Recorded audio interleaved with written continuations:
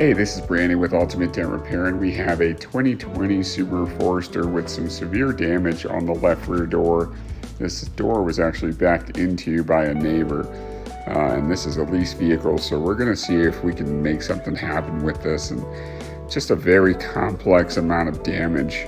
The deep dent is kind of the center point of it, and you got some high lines or some dents that are protruding outward. I mean, just look at that under the light. In order to get this door prepped for repair, we had to remove the door panel, the glass, and some trim as well, some outer trim as well, so we can see the extent of all the damage. And it took most of the day, but as you can see here, the dent came out looking great. Not perfect, but being that it is a lease return, I don't foresee any issues with turning this vehicle back in with this repair. Thank you so much for watching.